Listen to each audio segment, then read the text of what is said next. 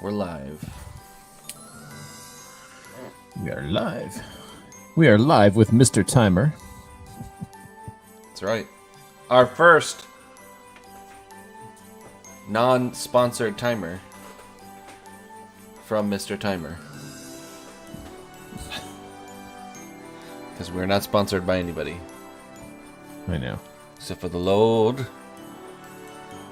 The Lord himself. Still pretty excited about this little thing. And I'm really bummed that we missed our Halloween one. Our Halloween one is good. I I'm going to have Lauren totally make us a forgot we New had that. Year's one. Maybe add some party hats. Yeah. Maybe those like boo coming out of our beards. Little noisemakers. Yeah. Oh, if she can make it, she can make it. She's done a GIF before. Maybe she can make a GIF of it. Do you say GIF or GIF? I say GIF. So do I. It just feels dumb if you do GIF. Feels like GIF should be a J. And maybe it's just because of peanut butter.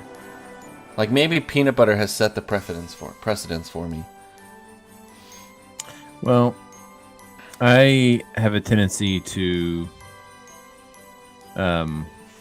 It's the graphics format.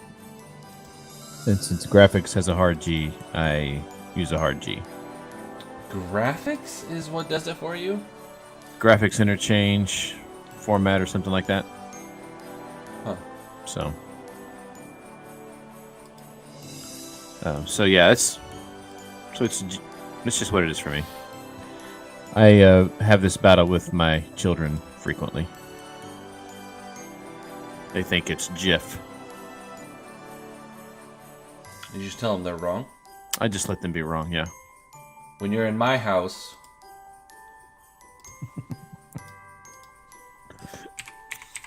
It is what it is. Hey, we had a great leadership meeting on Sunday, man. I'm really, sometimes Nice. there's things that about your ministry and things that are going on. But just to hear somebody say it and put it into words is like you didn't realize how much you needed it until kind of shows up, and it's like, oh man, I really needed that. It was really good. yeah, it's one of those things that's hard to talk about and say because we want to be humble. So you don't want to say, well, I need, like, all the glory goes to God, and I need someone to pat my back. But at the same time, like, I say a lot on here, I feel like.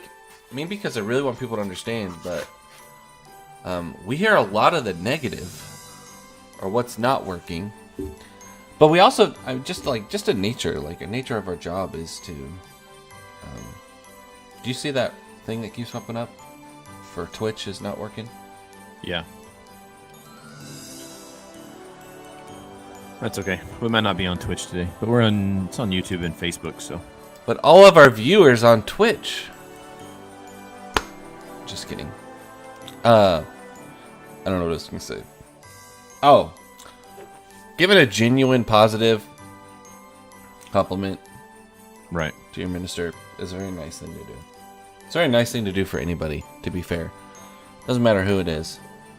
But being, like, specific and being, like, really not just like, hey, good sermon today. It does mean a lot. And it's more than just, like, a good sermon. Like, hey, I appreciate you. Yeah. No, I hear you. It does mean a lot. It also means a lot when, like, leadership is engaged in your ministry. Yeah. So I think next week may be a discussion about how we can be positive even with our criticism. So, how to avoid the compliment sandwich, which doesn't really work. Be positive in a negative atmosphere. Yeah. I like that. You know what I also like? What's that? I also like. Till we're all growing a beard. A man's face should never be bare. We just want some facial hair. We're anticipating, yeah, everyone's waiting for beer.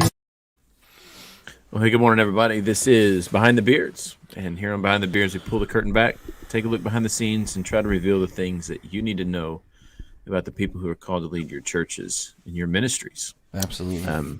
As always, I am Joshua Fowler, preaching minister in Baton Rouge, Louisiana. And my beautifully red-bearded brother on the other side of the screen, Aaron Partlow, man. Longview, Texas. I never grow weary of saying Aaron Partlow in Texas. Oof. I know your allergies are thinking otherwise right now. Oh, man. Allergies. I've never had allergies in my entire life until we moved here to East Texas. And I went to the doctor because I was like, am I just like in a constant cold? What is this? She said, where are you from? I said, I'm from Oregon, and then we lived in Kansas the last 7 years. She's like, I think you just have the Welcome to Texas package. She says, it'll either get better or it'll stay the same as long as you live here.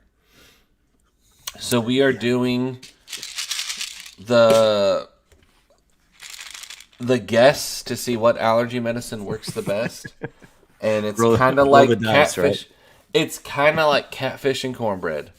Like, everybody's got an opinion about what the best way to have it or the best one is. And so we're just like, it's, Lauren's laughing because she always had allergies. And so hers are just like the same here.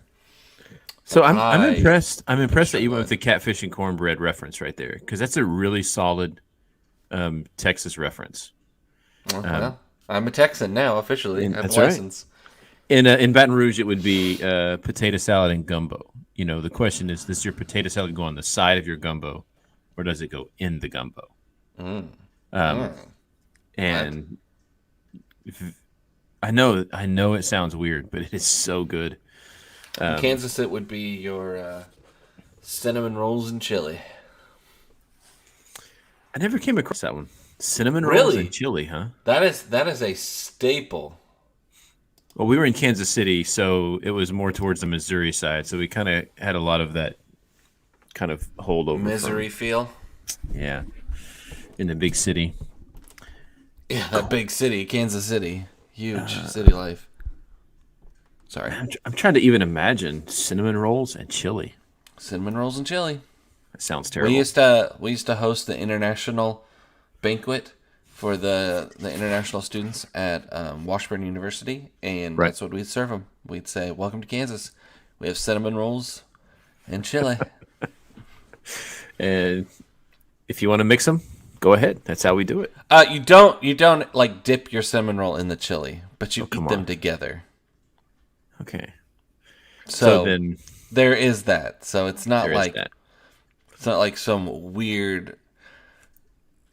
It's getting better for me. It's growing on me. It's growing on me. I can see that. Well, it is the holiday season. You know, and in the past we've talked about the holiday season. That's right. We've talked about how we navigate it, you know, personally with whether you stay at church or you go be with family. What is the different challenges that arise, you know, for a minister and his family when those times come. Right. But you know, the holidays can be like a really difficult time for just church in general. Or just people in general. Well, that's true with people in general. But since I have a comment about that, but churches, I want you to get through this. That's okay. So we're going to talk about, you know, how we navigate the holidays as church leaders in our ministries and our classes and churches, and how we deal with the difficulty and kind of the balance that we try to find between what's right and what we're free to do, and what's the most godly way of going about that. That, my friend, was a beautiful pour. I'm jealous because my coffee is in my Jeep, so I am coffeeless here this morning. What's your comment about the? I guess I was thinking it's probably rushing it, but because that's me. there's a thing to do that's right for, or I mean, okay. So getting back to what makes it difficult, I guess something that I had never thought of in my younger youth ministry days. Green Aaron, you just don't have a lot of experience. You don't have a lot of experience with a lot of people and a lot of situations, and it's really easy not to like fully grasp the entire situation. I think the younger in ministry, and even older ministry, like it's hard. It's really hard to do this, but to stop and to not have such like a narrow focus. And so something that I never thought about, like, why would some people be like so grouchy around Christmas or the holiday season or something like that, right? And it could be because it reminds them of lost loved ones. I never understood in my younger days why people would get so upset that we would honor mothers on Mother's Day, or why some people would be really angry about that. And it wasn't until I had a mentor who said, well, because some people didn't have a great mother. Some people's mothers passed away, and it's a sad day because it makes them remember their dead mom. Or, some women can't have children, or they've lost a child, and so it reminds them of that. And so like being aware of all those. So when we talk about this, navigating the holidays as a minister, these are some of those things. If you're a young minister, young into the field, like these are some of the things. Not to put water on your flame of getting some ideas and doing some stuff, but sometimes you gotta like slow down and you gotta think about the broader spectrum of your congregation or your church, and the history of where they're coming from, because whether or not, if you want any change whatsoever to happen, you have to know where they've been, and you have to know why they've been there, and that's a whole podcast in its own. That hopefully you'll join us in season 3. When we talk about some of these mini-series that we plan on doing in the new year, maybe for young ministers and things like that. Things you should know as a young minister. And things like, don't make my mistakes. That's right. Learn from my mistakes. Yeah, so there's a lot of personal things that really go into that. And, like you said. And those could be good or bad. Right. I think that's fair to say. I think so. Your upbringing, your experience, your own, the things that have occurred in your own life shape the way you see holidays. And so a lot of it can be personal hurts, personal things that just kind of give you a really difficult view of the holidays. I think the other aspect, especially when it comes to church, is a lot of our holidays have some historical connection to something that is less than Christian. If not blatantly opposed to Christianity. That's they're true. Either feasts or festivals that have been molded or shaped from something in culture, and in some cases even some pagan sources. And those days, those holy days that we have been repurposed from that, particularly with the wider acceptance of Christianity. And so, which is not shrinking. Yeah, right. And so I think you have, a difficulty there where you have, some people really struggle with, is it right for me as a Christian to celebrate this day that has some of its origins in something that is cultural and maybe even pagan? And so they struggle with that separation. And so all of this kind of comes together to create an environment that makes it difficult to navigate. Because you also have those people on the other side who are gung-ho about every holiday that comes around. And they do want to sing Christmas carols, and they do want to see Christmas trees and lights, and they do want to be able to at least say the word Christmas or Easter. And you have some very, very polarized and very, very passionately polarized people. Yes. That are very, very far from one another. And as a minister, you might be one of those people on one end of the spectrum or the other. Right. And when you're dealing with so many people, it really can create some potential for division. Yeah. When it comes to that. Division is so easy to find in a congregation. It is so easy to just get divided over things. And so, as a minister, like, I guess one of my passions about being a minister, and I'm not talking about, so I do this in youth ministry, but this also comes about just being a hired minister at a congregation. I feel like more is that a lot of times my position is to be a peace maker. And to be able to bring people together. My job is to minister to that congregation. That's what I was hired to do, and to help people do that so that they can be one unit and go out and bring in the lost and minister to them, disciple making and things like that. And so, being that peacemaker and kind of taking myself and realizing where I fall on that spectrum, and then being able to, be there for other people who are on different sides, and being able to work and find something where we can come together. It's interesting. I've heard stories. This youth minister that I know, he would tell the story of his congregation. He said on Sunday mornings during December, they would have what are those red flowers that you get Christmas time? Poinsettias. There'd be this wonderful member who would donate and buy like 30 poinsettias, 15 or 10 on each side and 10 on the stage. It was this beautiful red, room when you walked in. There'd be Christmas trees down in the children's ministry section where they were gathering presents for homeless children. Or I think children in the school who their parents couldn't afford Christmas gifts and stuff like that. Mm-hmm. And so they were doing all of that. And he said it would be so amazing because he would have some members come up and complain and be like, man, I just wish we would really decorate and get the church ready for Christmas and do more Christmas stuff like in our church building.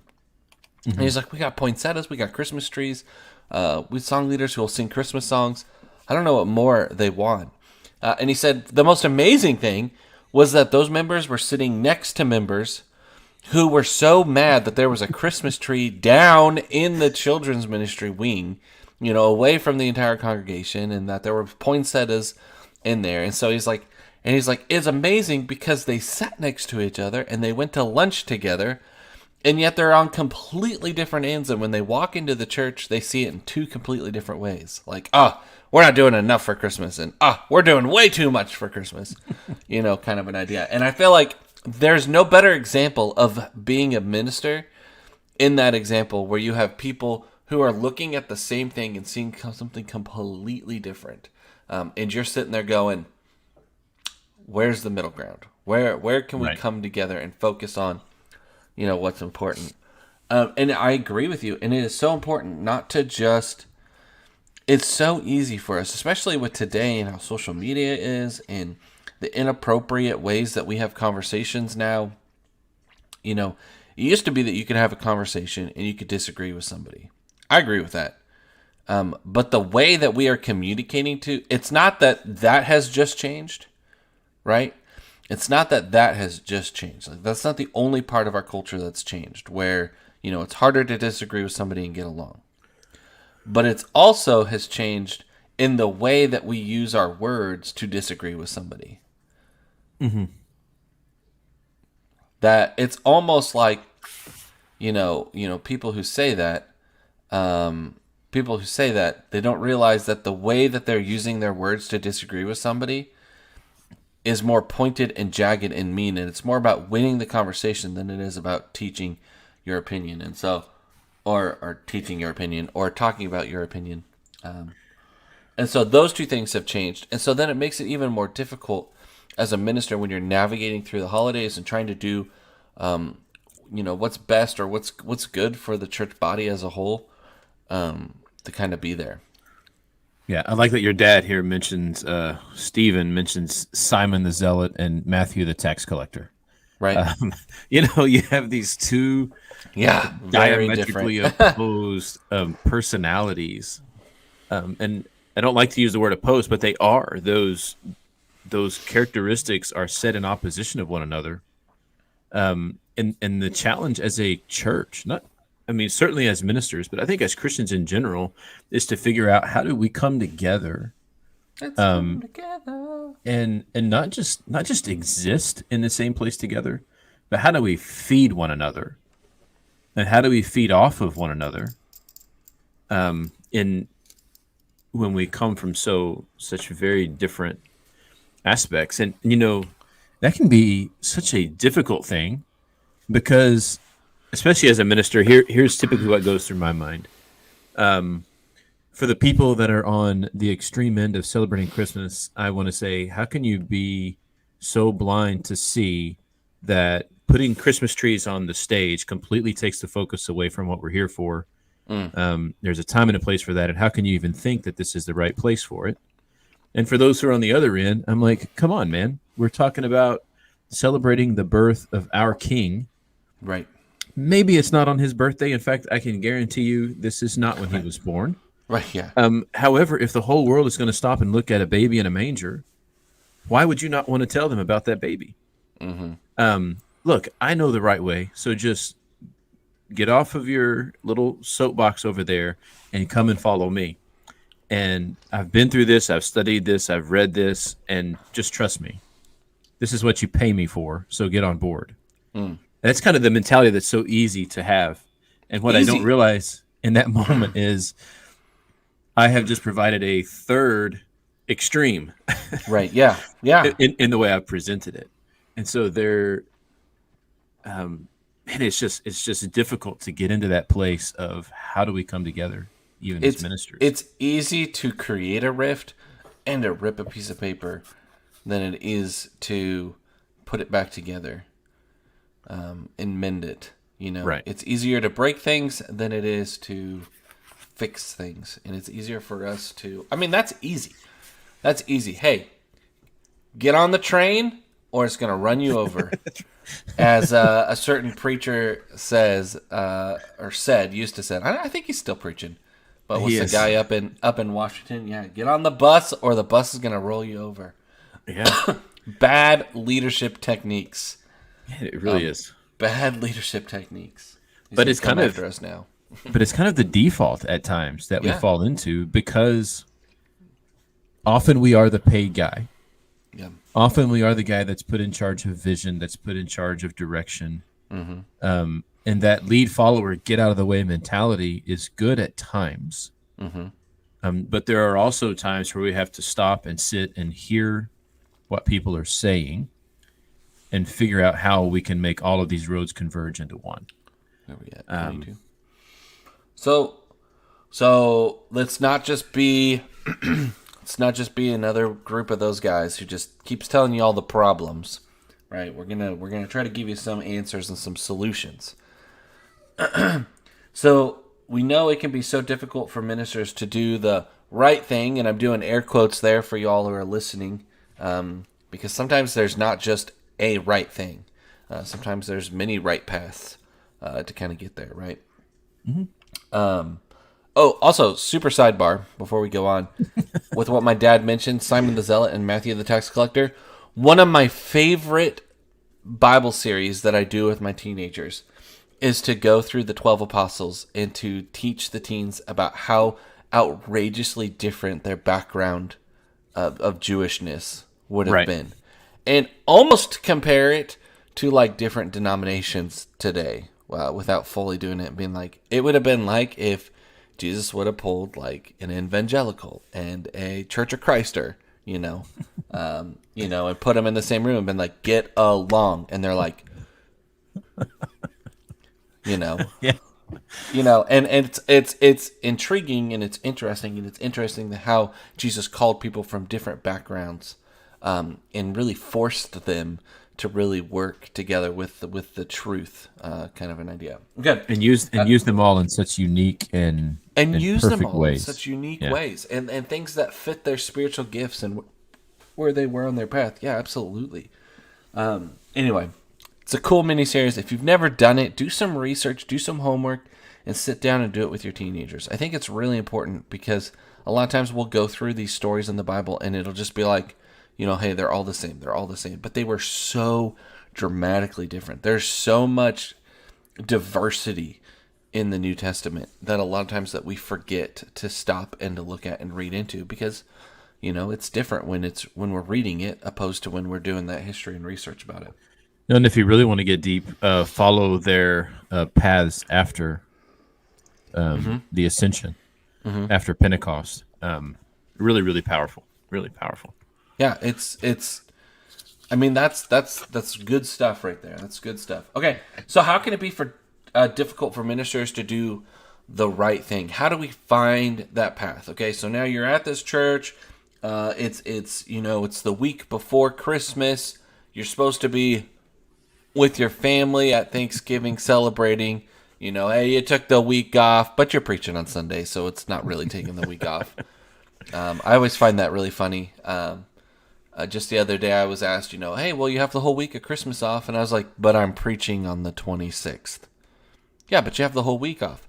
But I'm preaching on the 26th. That means that I don't have the week off because I'm working on that sermon and polishing it and making sure that I'm working that week. Right. I mean, will I be working from home? Yeah. Will I be working different hours? Yeah. But I'm working. I will be working. I also teach class on the 26th. So it's like I've got class and I've got, it's like those don't stop. It's the same with Thanksgiving.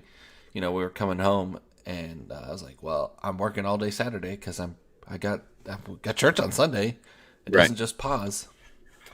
And I'm not a guy like, okay, so for you young ministers out there, there'll be sometime in your life where somebody who you really look up to says something and it deeply offends you and it causes you to want to never be that person.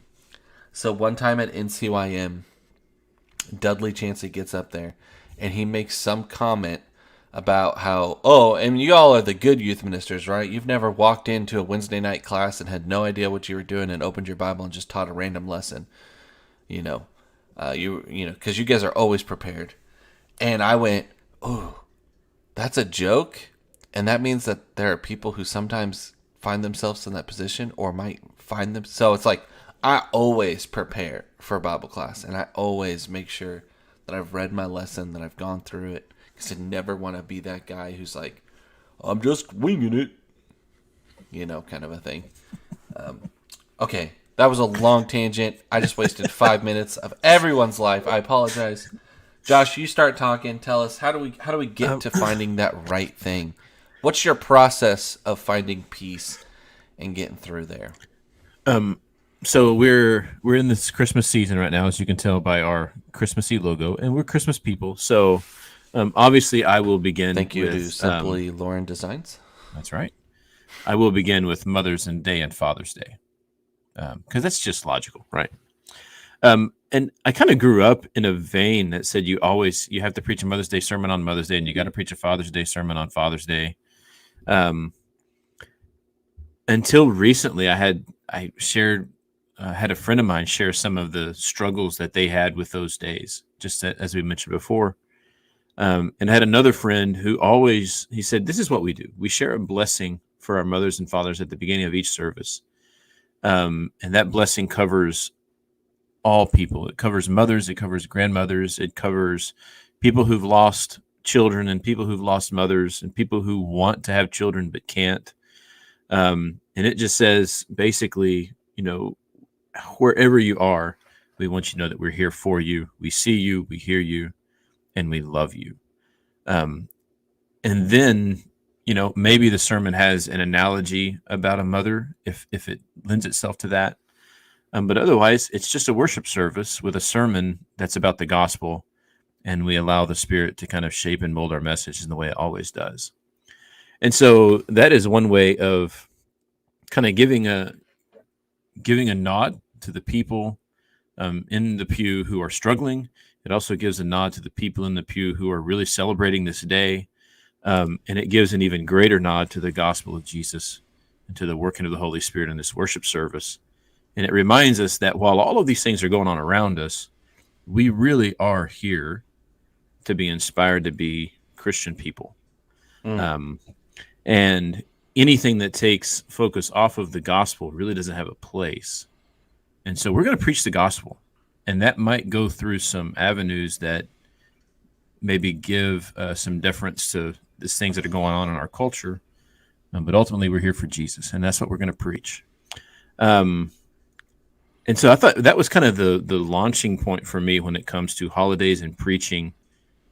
That I thought was, not only has it been really good for me, it's also been freeing, because how many sermons can you preach on mothers? Like it's hard to really find a sermon to preach that speaks to all people, even, the men and the children. And so it kind of gives you that freedom to just say, you know what, we can acknowledge the day and then go preach the gospel and let people do with it what they will. And so that's one of the ways that you can begin to bring this together, is by acknowledging a day, acknowledging an event, acknowledging that people struggle and wrestle with it in this time, and then bringing your focus back around to Jesus. I think that's great. Another way, that if you're on Father's Day, if you're trying to figure out how to do that, one of the ways that I was pretty proud to be a part of that was we did acknowledge our mothers and how wonderful it was. But we also, and this is it. Like sometimes, like we forget. Sometimes we can get into the mindset that church is supposed to be this happy place, right? Hey, there's no sin. All of us are perfect. We're all in our beautiful ironed suits. I don't know. Do you iron a suit? I don't know. I don't wear a suit. No, you don't iron a suit. I only wear a suit when I do a wedding. Anyway, we're all looking pretty. So anyway, what I'm trying to say is sometimes we'll forget that it's okay to acknowledge the pain. Mm-hmm. And Terry Kitson, which I should probably tell him that I mentioned him so much in our podcast, but he had this really great way of doing it, and I think this is what makes him such an efficient pastoral minister.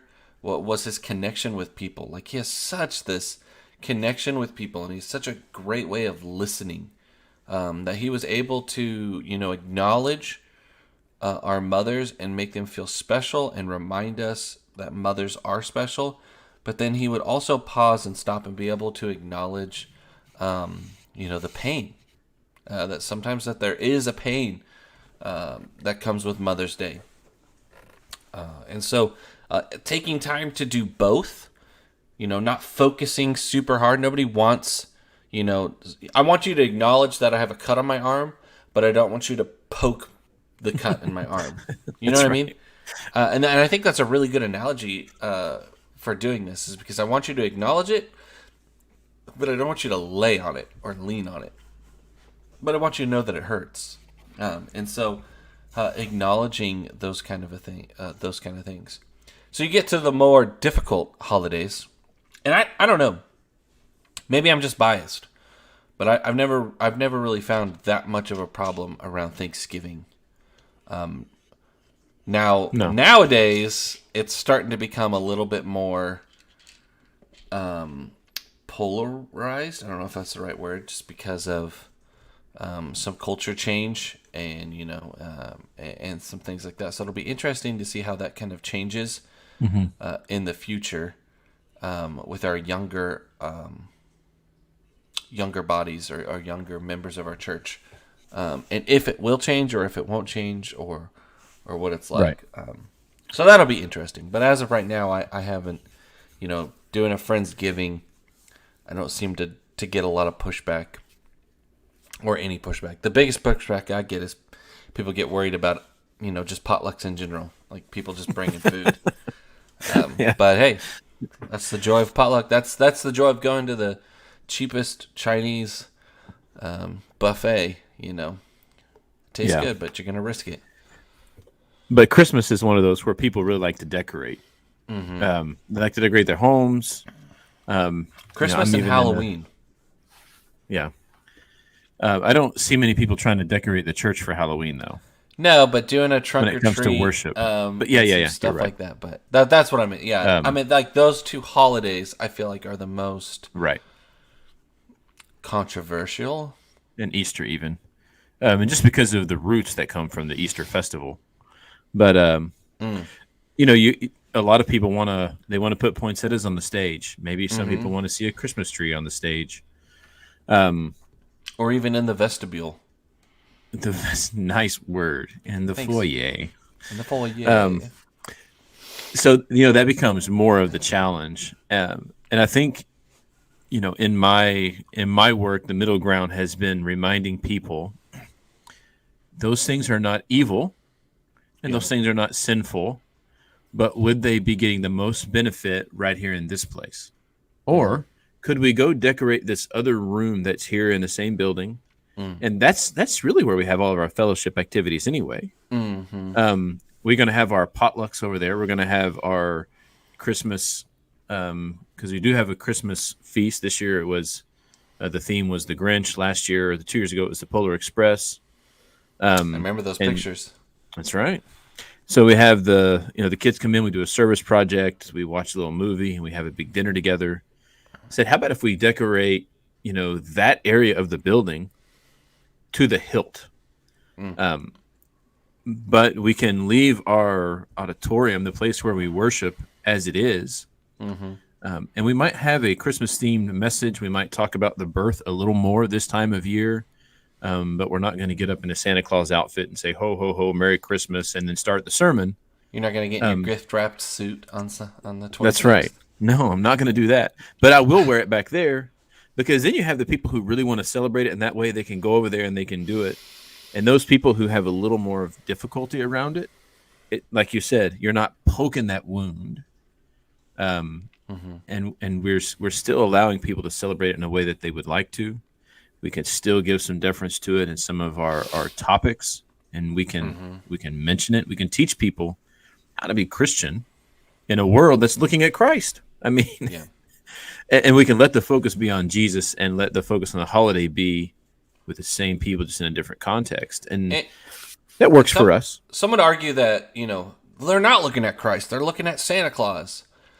Yeah, but they're looking at even if they're not looking at the birth of Christ for Christmas, what they are doing is they're focusing on a holiday that's centered around a Christian principle, or at least has been taken and morphed around a Christian principle.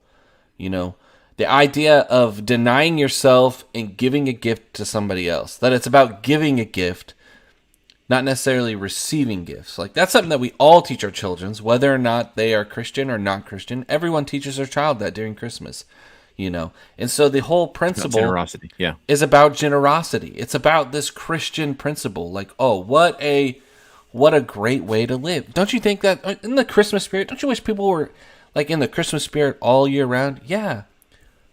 Well, hopefully Christians are in the Christian spirit or Christmas spirit all the way, all year round, kind of an idea, and so there's that.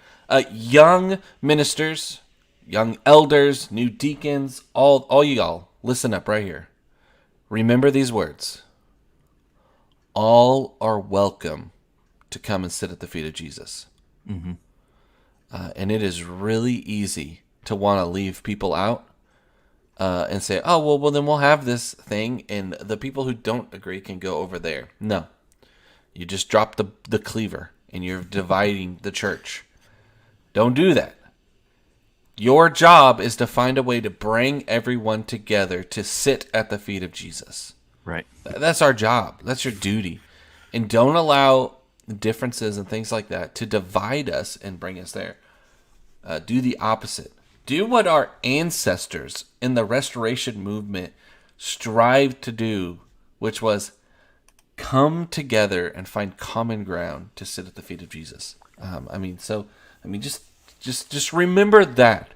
If you can remember that and you can write that down and have that and look at that, that's so powerful as a driving force of your ministry. How can I get people to come together? Because if you can get your church to solve their differences and to come together, that's gonna be a part of that discipleship that we need to be doing, right? The discipleship, so that they will go out and make disciples and to bring people. Because if they're not happy, and it's not about consumerism, right? And it's not about giving themselves stuff to consume, but it's working through those ideas together and bringing them together. And so think about that, Yeah. I think, especially when it comes to this holiday season. and I think the other thing is, if you're going to take something away, you have to fill that void. Definitely. Because here's the other thing I see floating around, and I've already seen it a few times this year. Can you be a Christian and donate to the Salvation Army bell ringers? Because their doctrine, their theology differs, from ours. Are you supporting a belief that we don't agree with?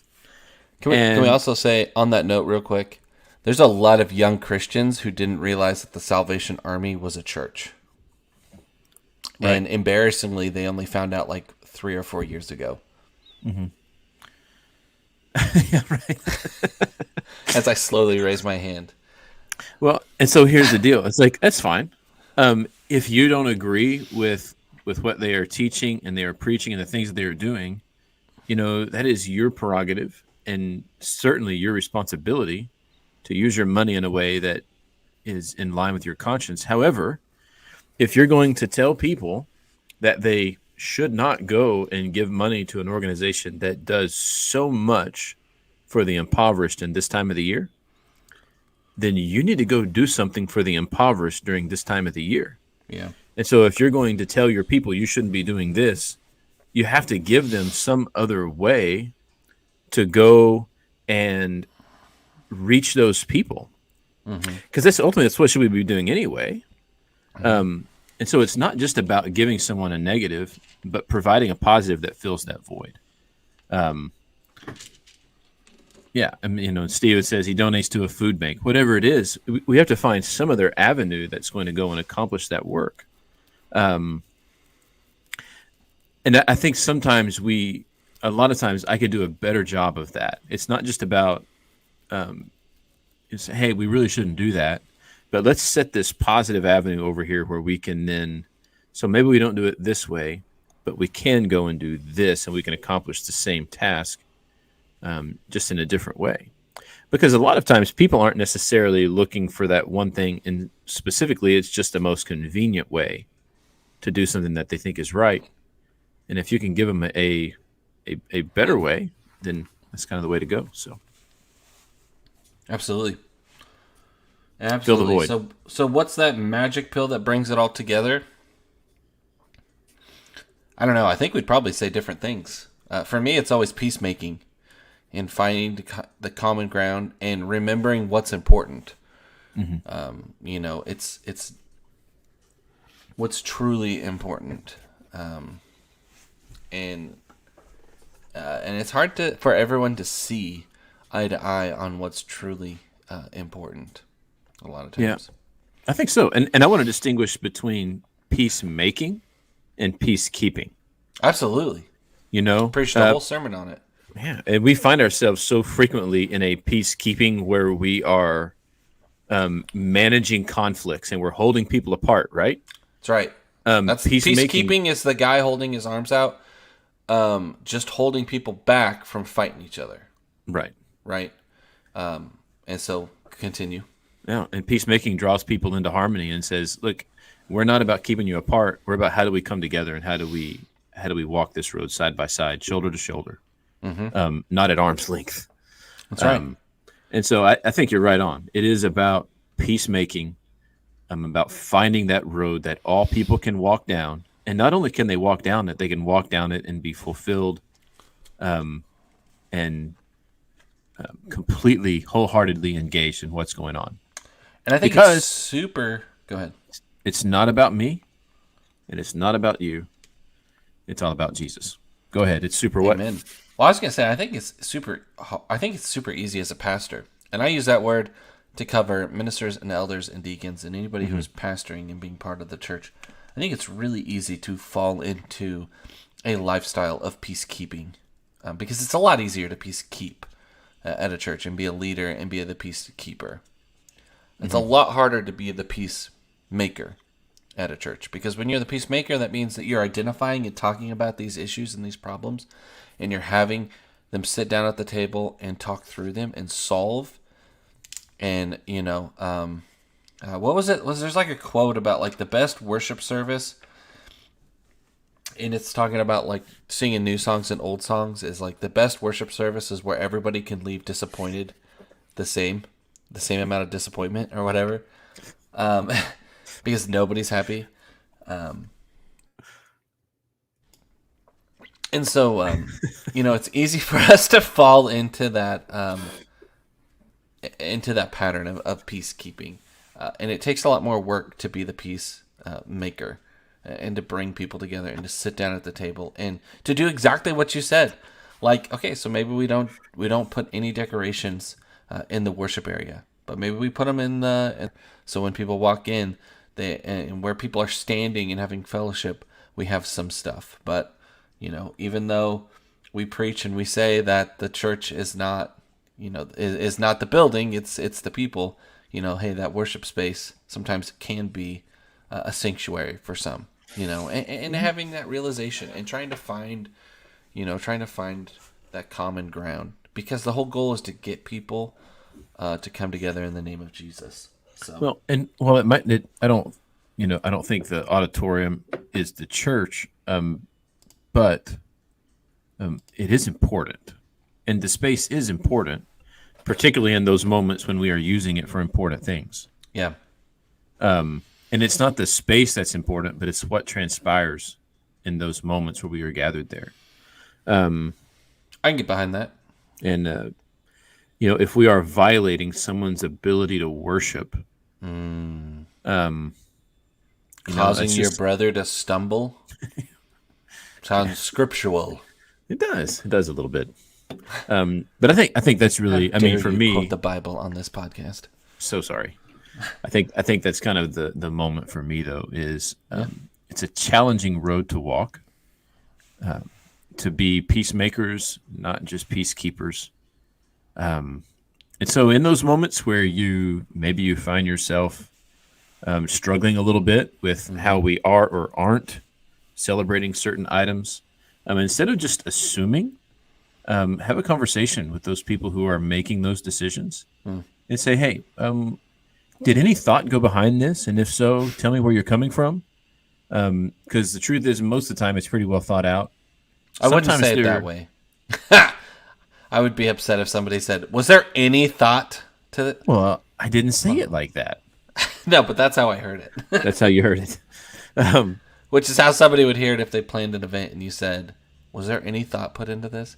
Yeah, I put lots of thought into this. So that's why you have the follow-up question. Maybe I'm just defensive. And if there was, tell me what's going through your mind. Because you know as well as I do, sometimes we really haven't thought about it. We've just done it because it's habitual. Mm-hmm. And that's why I asked that question that way. It's because there are a lot of things we do just simply out of habit. Mm-hmm. And we do it this way this year because it's what we did last year. And we did it that way last year because we did it the year before. That's a very common thread. And some churches are stuck in this pattern of, well, we can't change it because we've done it this way for the last 20 years. And it's like, no, it needs to change. Yeah. And so I think the question of have you thought about this? Is this an intentional move on your part? And if so, tell me your thoughts that are going through this. Yeah. And then for those ministers to really hear what's being said, because there may be something in that conversation that you need to hear that helps you engage even better the next time around. So that's it for me. That's awesome. Hey, we want to thank you all for being here today. We also want to remind you of Galatians 6:9. Don't grow weary in doing good. And this is part of the job, part of the being a pastor, part of being a member of a congregation even, or even just being a member of Jesus Christ following and being a Christian, is to not grow weary in doing good. And especially during these times. Don't allow negativity or allow Satan to really come in and to wreck this beautiful moment where we can all focus on some Christian principles.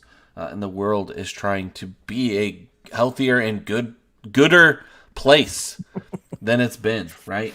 Because this world is messy and this life is messy. So allow Christ to use you to do something different, something good in His name. I'm Aaron, and this is Josh, and we will see you next week on Behind the Beards. Till we're all growing a beard, man's face should never be bare. We just want some facial hair. We're anticipating, yeah, everyone's waiting for beer. That